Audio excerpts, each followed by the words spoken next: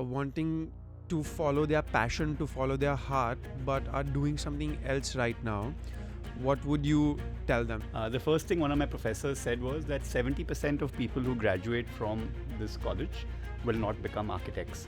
So I was very clear to just get better. Health is very important, so the advice to everyone would be take care of your health, take care of your lifestyle. It hits you at some point. Like, I'm getting to learn a lot of it, but maybe I'm paid peanuts, where somebody else who's not doing anything, working in somebody's office and is making like 10 times more per hour.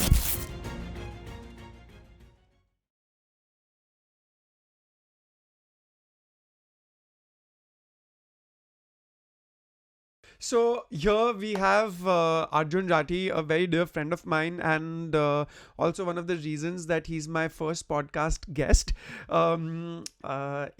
He was here early, and he's been helping us through all of this setup and everything. So he's less of a guest and more of a team member.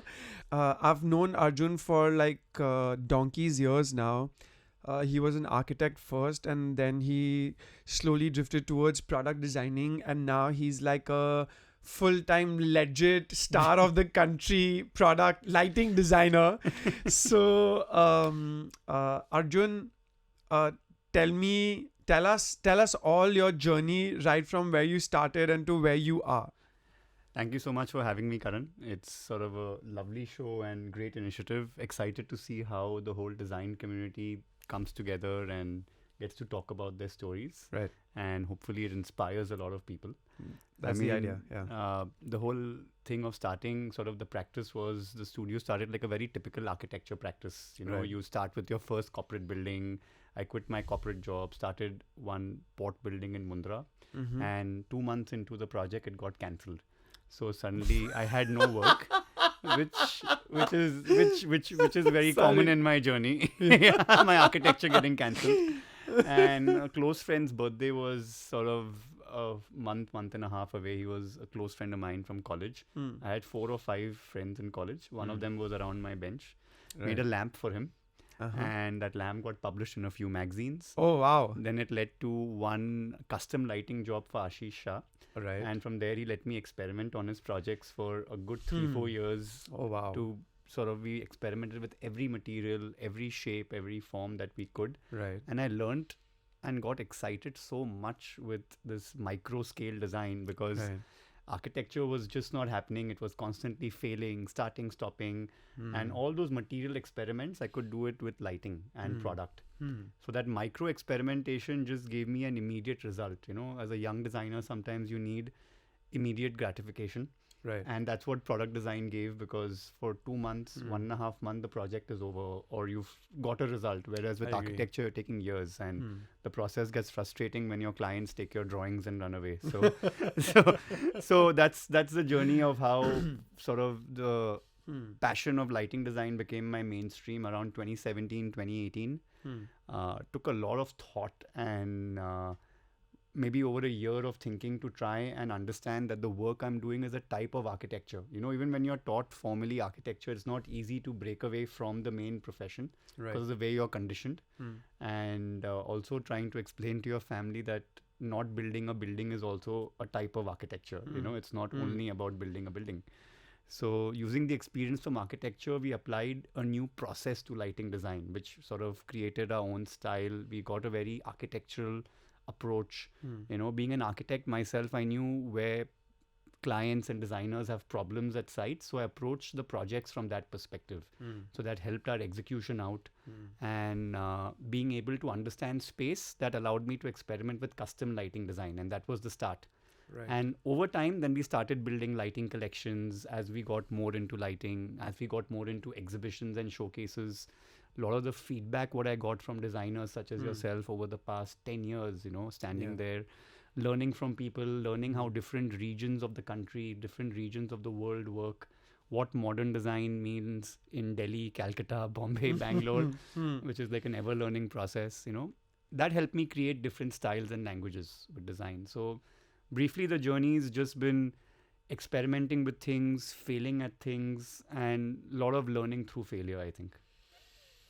Right. So there are a couple of things that I want to take you from whatever you said right now, Arjun. One being a common mentor is Ashish, because I interned under him, Yeah. and today I feel like whatever I am, whatever I've learned with him in those few months, is what has helped me to reach where I am today. So tell me more about how important it is to have a mentor in life. I think like a lot of people in your journey will come along at different parts of your life, and that's very important to accept that, like, and the help or the mentorship will come on its own, provided you're looking for it or you've put it out in the universe to manifest it, maybe. So the moment you have an idea, you need some help, there'll always be a guiding force to help you succeed. Or sometimes the mentor will just help you push you into the passion. So I think early on with Ashish, he helped me discover the new passion, and along that journey there have been so many people who've guided me and helped me along the way. It's just innumerable. So the whole idea is that be open to listening and open to learning at every stage. Only then do you open new avenues.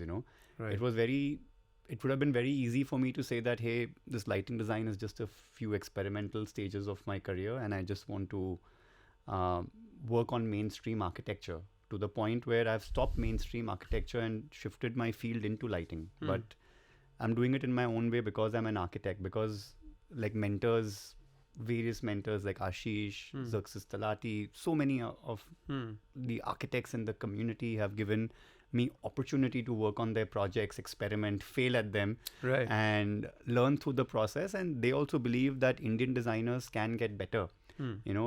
All you need is opportunity. So take the opportunity, when it comes, be in gratitude and try and help people when you get the opportunity as well, is what I say. Right. So again, there's one more very interesting thing. But before that, so yet again, that this podcast is, we want to make it very informative. We've got a massive young generation who follows us for the work we do or for whatever we put out. And it's so important to be okay to, like, say for yourself, you were an architect and you've drifted towards product designing, right? And I'm sure there'll be so many people who will be in a different field and would want to pursue a different field, right? So point one is, I would want to know that for anyone who is in this dilemma, okay, of wanting to follow their passion, to follow their heart, but are doing something else right now, what would you tell them? Like, what would you have an advice for them? Well, I think the first advice would be that a lot of the advice you get at the early stage of your career won't make any sense. Because it took me a lot of years to figure out what I was told early on, and maybe 5 years later you realize it, of how valuable it was, or when to apply it. Right. But I mean, the whole thing is that if you have an idea, go ahead and execute it. The worst thing that can happen is that you'll fail at it. And I think once you lose that fear of failure, for me it started very early from college, and you lose that fear of failure. You get used to taking a certain level of risk, and where there's risk, there is reward, is what I say. Right. So as a young designer, be open to taking risks. Don't be afraid at failing, and something great will come out of it. Because when you're so early in your career, you can also deviate and correct the mistake. It's not that if I shifted to lighting design full time, if it didn't work out, I'd go back to interiors and architecture and try and make that work again. Right. It's just that I don't feel like I'm working a day in my life because I'm passionate about what I'm doing, and that's so important to enjoy what you're doing. And as a young professional, you want to do that. So find a company where you're passionate about what you're doing.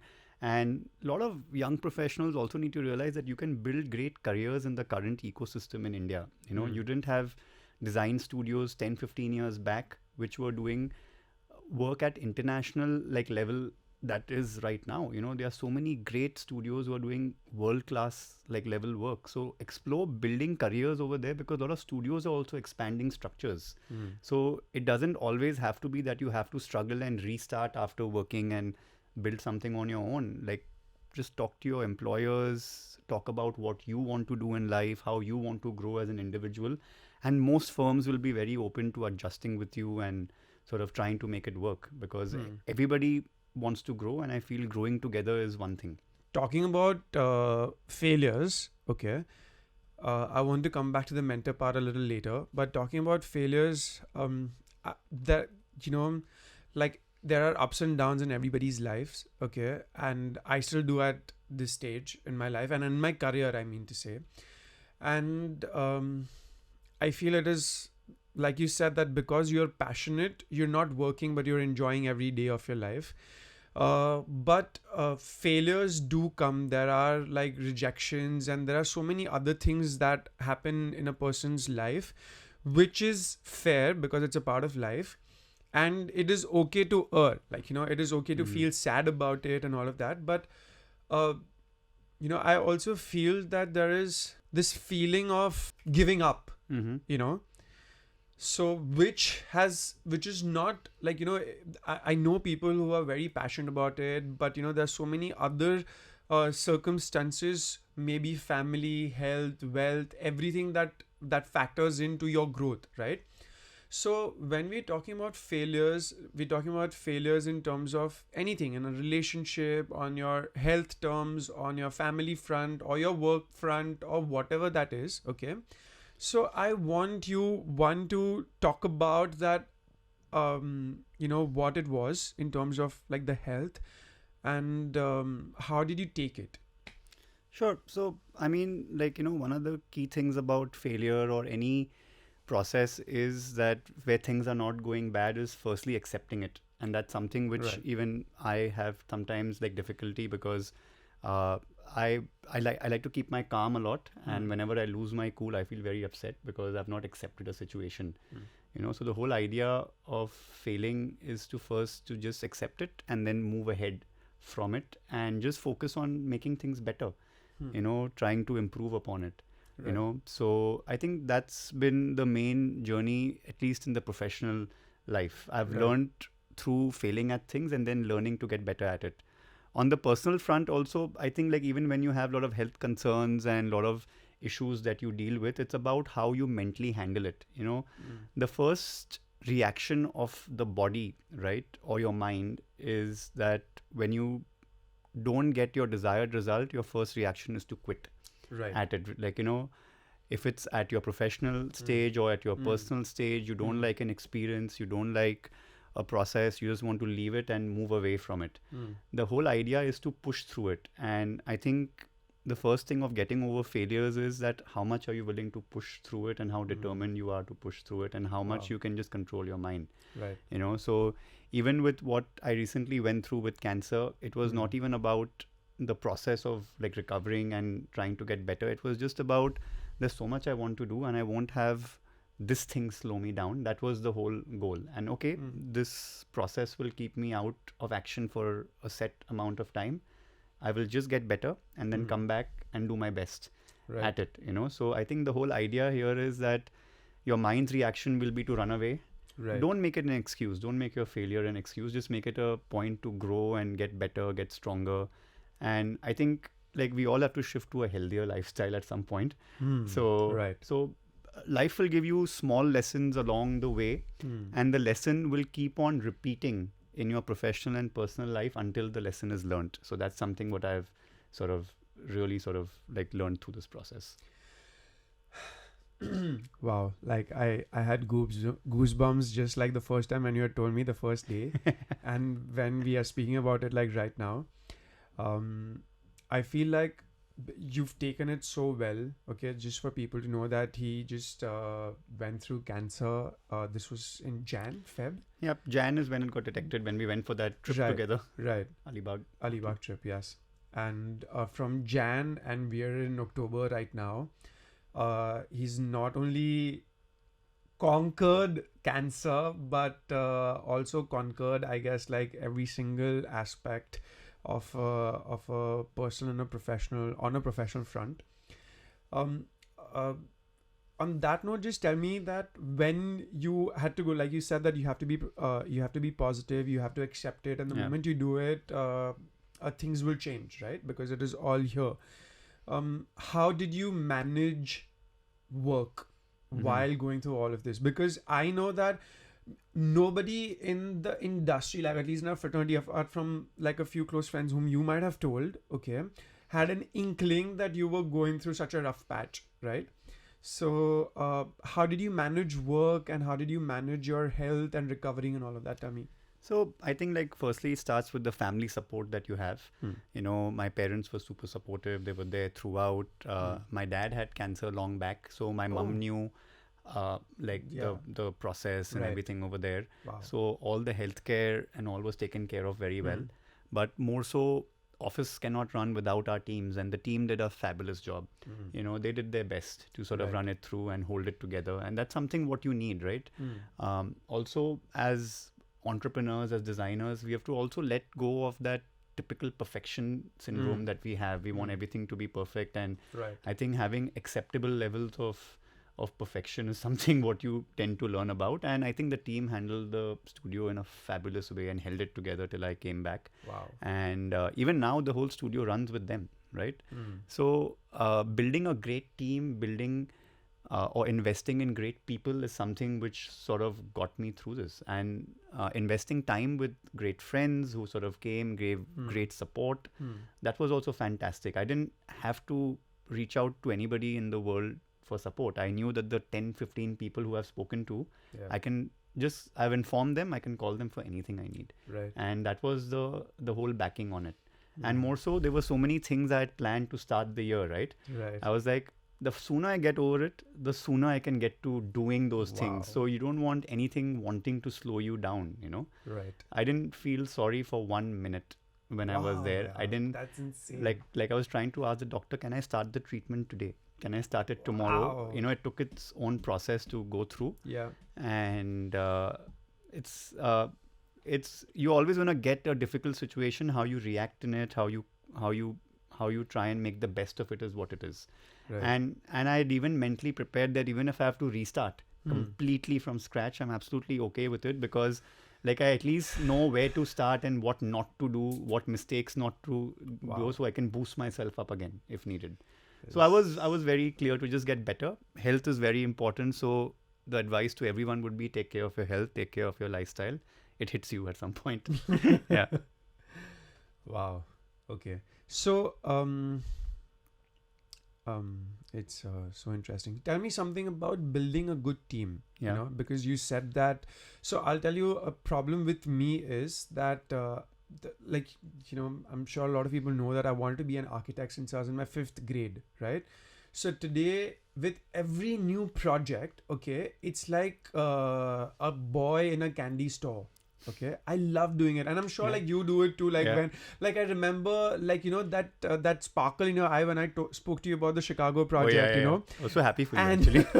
And you know, when we spoke about like, let's do like a lighting installation and all.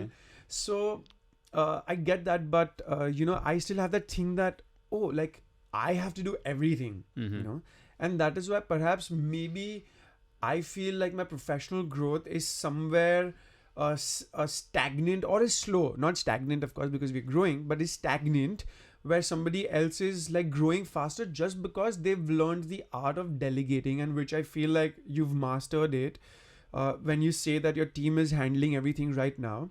So being a designer, okay, and that itch to be the person who designs everything that goes out of your studio, and also having and comparing to having a team who is running the show successfully without, say, your intervention, where you can go and, say, get more clients, or like, you know, take the company to the next level and all of that. So when you shift the roles, tell me how one to build a team, and what happens when this designer in you wants to do everything, and so these two things. Sure. So, I mean, you know, like I always believe there's one line, like passion is everything, you know.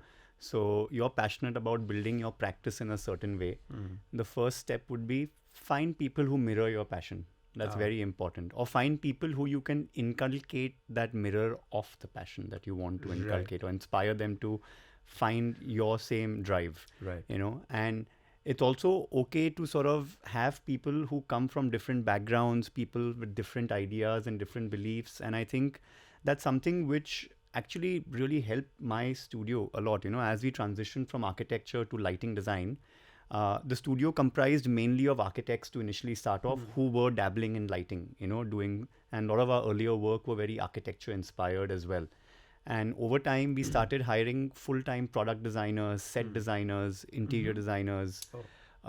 We in fact at our glass studio have a healer who's come from a very different background and sort of approaching glass design in a very unique way. Wow. So it's very important to learn along the process with your team, and the whole word studio is what people sort of casually use it, but a studio is not an inculcation of one person's thought, but as a team. The one person is like a guide, right? When we do our architecture college, we used to have our classes in architecture design and interior design. You had one guide and you had 5 people under him who were working on projects under the person's guidance. Right. So there's always that touch of that guide into your project. Right. And you've got your own sort of 5 points of new design that you've experimented with. So it's a two-way process. So be open to have a two-way studio process, and that'll also excite designers because they are creating something with you versus just executing something with you. Like, how will you inspire a designer if you don't allow him to make mistakes? I've made every mistake in stupid ways. My whole process has been to try and make sure nobody else does it in the studio, and I try and go to great lengths to try and do that, to the point where we're launching an app for our internal studio of how to manage things. So Like, I've tried everything from Excel sheets to everything. I said, okay, let's try an app. We'll get so good at sort of doing our things. So we have more time to design, that's the whole idea. Interesting. So everybody sort of, to retain good talent or to find good talent, try and find people who mirror your passion, try and get people who are open to learning, open to growing, and I think I've been very blessed to have a team and attracted that type of team who's got that same mindset. Interesting. Okay, so how supportive were your parents when you started pursuing your dreams? I think they've been the greatest support, and also many times people don't realize that you're doing something because of certain situations in your life, and maybe your parents pushed you and sort of like just sort of tried to go and be free. Nobody put any pressure on me, That was the whole thing. It's very typical when you graduate school to get the pressure from family that, oh, you should do this, you should do this. Yeah. I went and I got a entrance exam, this thing of an architecture school, My parents would always sort of think of maybe medical or engineering or maybe a commerce, Sure. Because you're not very sure. They weren't very sure that I'll pass 12th also because I spent my 2 years of junior college playing Counter-Strike and not going to college. But after passing college, I find this MHCET for architecture that just launched in that time. And my parents were very supportive of me exploring architecture, and to get it on merit was also fantastic. Like entrance exam mein, I got some acceptable rank, or maybe two. Like it was the first. Like I joke with my friends now that year it was the first year when all the entrance exams for architecture started, like how the common entrance was. Oh, okay. Yeah, when I applied in 2004, so probably nobody knew of it. So that's how my rank was so high and I got into college. So which college was this? I went into Kamla Raheja College for Architecture. Very good school. Just helped me open up my mind, And now I can think of the first day, when you have this orientation and everybody is there, I've gone with my waist long hair, topi to college, wearing an Iron Maiden t-shirt. And the first thing one of my professors said was that 70% of people who graduate from this college will not become architects.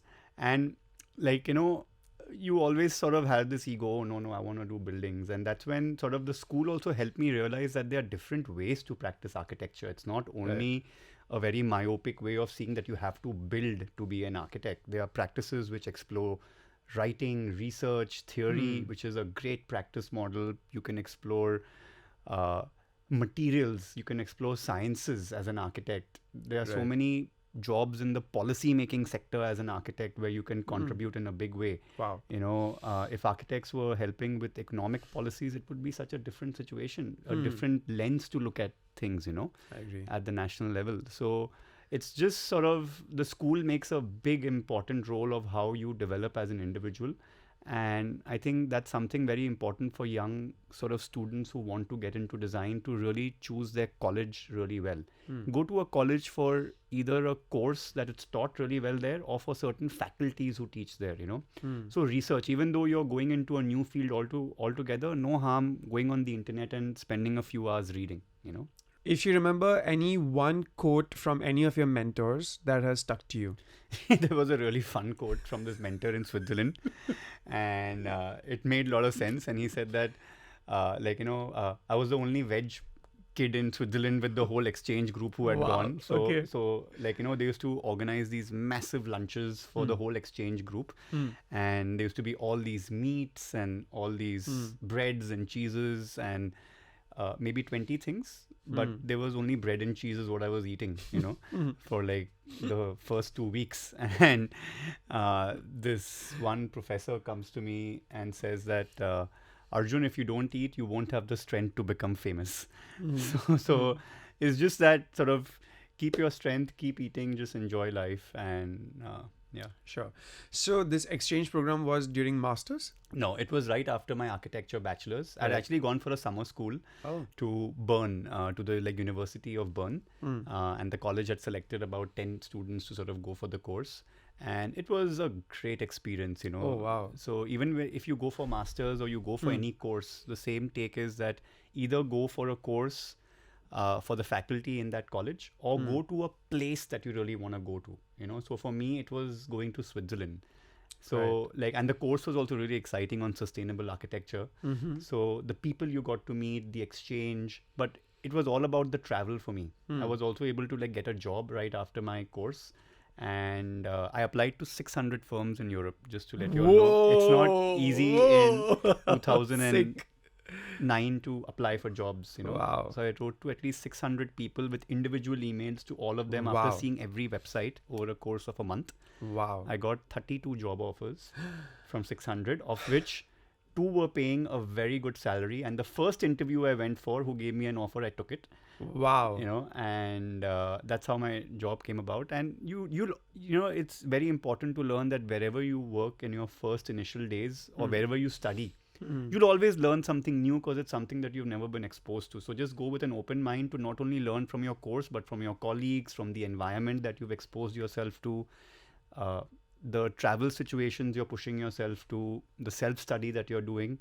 All of it is just a constant process. So, the really cool questions that I have. But one question, one of them is that how do you find your first client? Okay, now in terms of architecture, okay, but we know the up and down story in that field. But when you started up with product designing, and we know that, okay, Ashish gave you like a free hand and he started off, but post that, I'm sure, it's an easy answer to say that your work was recognized, and then people just started, all the honeybees started to come towards the flower. You were one of those super bloomed flower, I guess, by then. But tell me something, if somebody is venturing out by themselves, okay, and is a product designer perhaps, what would your advice be for them to find the first client? I think everyone's journey is very different based on what situation you're in. I'll talk about, for me, I had to create opportunities for myself at every stage of my life. Even now, sort of creating new platforms, creating a glass studio, creating a showcase platform is creating opportunities for myself as well, apart from the community around me, though. My first project, sort of like I said, the first project came from a friend. You quit your corporate job based on that project, and then the project gets cancelled in a month to 2, and you're like, shit, I don't have any work, right? So making the lamp also, I didn't expect that a lamp would get printed or something. You're doing it because you're passionate about something, right? So firstly, sort of keep showcasing your passion, whether it's your blog or it's your website. Just sort of keep it active. Show people that you're passionate about it, because you will attract a client or a business who will want to work with you at some point, who resonates with that same passion, but most of my work sort of, I used to do installations from 2012 to 2014 in Kala Ghoda. My first installation was an origami installation, which a paper company nicely sort of sponsored partially for me to get the paper, and I did this huge installation. I stood there for 14 days, and I got my first interior client to do a salon, just sort of casually. And then from that one salon, it led to one office, and then that one office led to a house. And then suddenly my former boss calls up, Shantanu and Manisha, that, hey, Arjun, there's a bungalow. Would you like to do it? It's a small project. But like they've seen the installations you're doing. You've put yourself out there. You've put yourself in a position to be seen. So that's how, like, one project tends to lead to the other. But the whole idea is try and contribute to different parts, beyond architecture. Back then, I used to be an avid photographer. I was part of a lot of photography groups. I was part of a lot of workshop groups, social groups, which were outside my field, a lot of networking organizations. So it's so important to put yourself out there to get visible and be visible. I mean, like early in the practice, 2012, 2013, I had a lot of friends of mine who used to find clients in gyms. And they used to like talk about that, hey, I found this client in the gym, we were chatting, and then this is what we do. So, so it's not that, if you follow a certain lifestyle, you will attract that clientele, I feel, So like and that's when you'll really enjoy it, because the guy who you might find in your gym shares the same passion of working out, and probably 5 other passions. That's why you're friends. Right. And you'll enjoy working with such people. I agree. So the whole idea is put yourself into positions to succeed, put yourself out there, take initiatives. Initiatives won't always come to you. There are a lot of projects I was trying to pitch to the MMRDA for 2 years of my life I wasted trying to pitch public projects of how I can make the city better. But I mean, it just got me exposed to a few people who actually, you won't believe, 8 years later, one of the people at MMRDA was working on a private sector. And he recognized me from that project and gave me an opportunity to work on something. So the relationships, what you build at your early stages of your life, even with your job, like my first major job here as a corporate job was with India Bulls, right? We had a great design team of maybe 30 to 40 people. But the people, when we all branched out into our individual things and they became heads at different other companies, that's my network. So I tell this to all the young designers in the studio also, your branding as a designer starts today. It doesn't start after you start your own thing. Your co-workers will remember how you have worked with them, or how you delivered for them, how you backed them up, and then there'll be long-lasting relationships. I mean, to share another quick example on the same front, there was a project I did for Tata Housing in 2015. And it was a very typical bid process where, like, you as an architect, you go with a turnkey contractor and you bid for the project as a product that, so this entire clubhouse will cost you X amount. There is no design fee. There's all, so you are exploring various models in your early practice. Right. I walk into the meeting, turns out the head of Tata Interiors was a colleague of mine from India Bulls. The pitch took literally 5 minutes because he knew my work ethic so well from back in the day. He didn't have a shred of a doubt to back me up and just sort of give the job to us. Beautiful. So your branding starts with your first job, not when you start, So like people will remember you, and how you present yourself and you move ahead in your career, your ex-employers will remember you with that as well, But this is such a great learning from me as well, Arjun. On that note, we two things I want to ask about. You spoke about your factory rural modern class that you set up. I want to know about that. But before that, while we are talking about this first project and all of that, and you spoke about opportunities, I guess our generation was different, where we wanted to do something first and then say reap the fruits. Okay. Do you think that today's generation has changed and they want the fruits first, and irrespective of what is the output from their end? It's like they want like quick money, they want to be quick famous, like overnight famous, they want to be out there or whatever. So what's your take on this? Do you feel the same thing? I think generally you have these like levels of something what I call as plateaus of success, So when you're a certain age, you have a certain plateau you want to get to, which is your dream. Right. And then while you're reaching that plateau, you realize there are 10 other doors up there as you start climbing up the ladder. And then you realize, okay, I can take this and have 10 other paths, and then you're going to the next plateau and the next plateau. So like one thing to keep in mind is by the time you're reaching your first plateau of your first dream, your dream would have already changed. So don't get so attached to it that you're blindly driven by it, and you don't change your path or not open to learning, so I think that's the first thing what I had to sort of really take. And what was the second part of your question? My question is that the newer generation, they want overnight fame, overnight success, overnight money, also because they feel that, we've invested so much, so I must get this out of, and somewhere, you see, if you're talented, then no talent is going to go wasted, unappreciated. But I feel this as a generic thing, with talent, without talent, okay talent, but everybody just feels that we are privileged to this overnight fame, success and money. I think overall it's just an attitude of how you approach things in life, right? So everybody wants things to get done now. Even I have so many dreams now, which I want to execute now.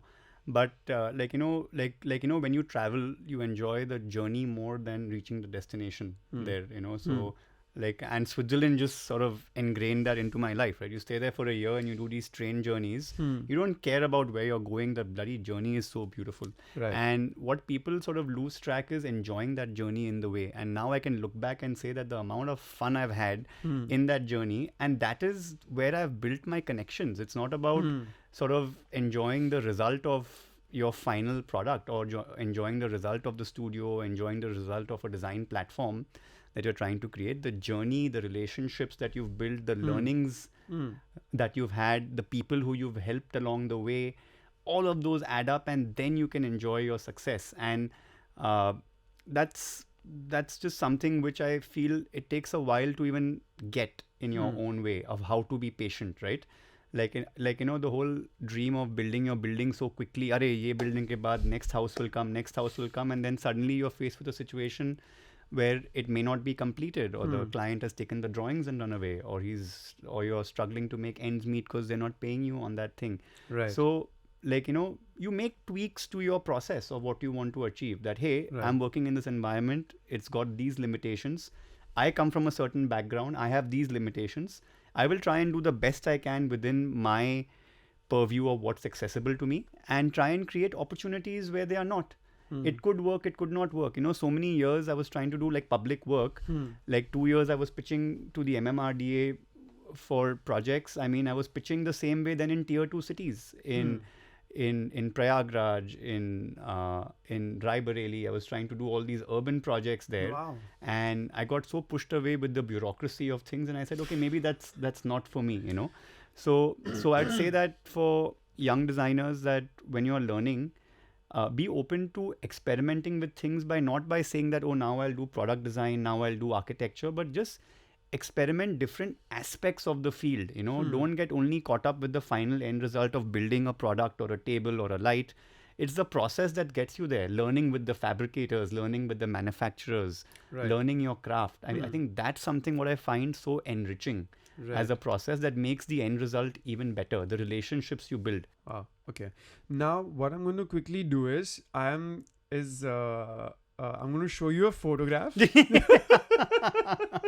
I'm scared for seeing these photos right now. And you have to guess the brand. Oh, come on. I'm terrible at this, bro. No problem. Okay. So here. I can tell you all the architects who've copied that, actually. But okay, so this photo. Oh man, I can't make head or tails of what that brand is. Who is that brand? I'm very keen to know, genuinely. Okay, come on, this is easy. Oh, this is Clove. They were one of my greatest inspirations getting into lighting design. Okay, cool. Fantastic work. This you get it right. This. Oh wow, zoom in a little bit more. Oh, it looks like one of those French chandelier companies like Saint Louis or something like that. I don't know. One of those typical French Zoomer companies. It's Baccarat. Baccarat. Oh yeah, those guys.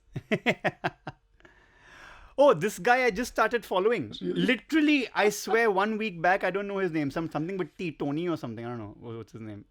Nice question. I literally started following his blog. Fantastic work. I love his lamps. Okay. And this. This looks like Preciosa. Yeah, you're right. Yeah, it looks like Preciosa. Those guys hate me. Okay.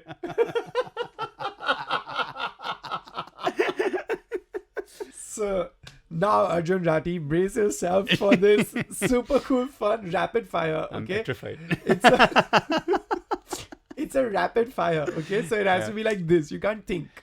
Top 3 songs on repeat. Kerala Dust, Nevada. Monolink, I love most of his stuff. There's this show he does on this island for the Circle set. I love playing that on loop. Okay. And maybe Iron Maiden. I can just listen to albums end to end. Yeah, okay. Back in the day. One thing you miss the most from your childhood? Zero responsibility. Let everybody else handle it. I don't need to do anything. What's your spirit animal? Definitely a wolf. Has to be a wolf. I was so excited when Game of Thrones bought a bloody dire wolf somewhere over there. A designer whose work you absolutely admire. I admire a lot of people in the community. Maybe Ekta Rajiv, they've built their work. practice so love well. their Red work. Architects, huge fan of their work, and they're working on so many different scales. The way they've scaled up their practice, the way they've built the studio, the environment that they've The built. details. Okay. The best go-to color combos. Definitely something with white, because I tend to wear a lot of white. Yeah. But I love sort of like, if life could be as blue and white as it is, but yeah. I'm wearing blue and white. So blue and white are my favorite color combos, but I can never use it with any of my work. Nobody wants a blue color glass and a clear glass chandelier. So guys, that's Arjun Rathi for Shu Khabar podcast. Thank you so much, Arjun, for being on this platform, for being on our hot seat. Thank you for always inspiring me and supporting me like you've done today. You are our pilot project first episode. Thank you, Karan. Glad to be your first for Shu Khabar, and hope you inspire a lot young designers to do great things. Yeah, great initiative. Thank you. And of course, this is only going to be possible with the support of you and like our other friends from the fraternity who are going to be a part of this podcast soon. So I'm super excited for this to come out. No, we all are. We all are super excited to see where this goes, and we all are excited to be part of the show. And now you're going to get a lot of FOMO calls from people who are not part of the show. Okay, thank you. Thank you so much, Arjun. Thank you, Karan. Bye. See you.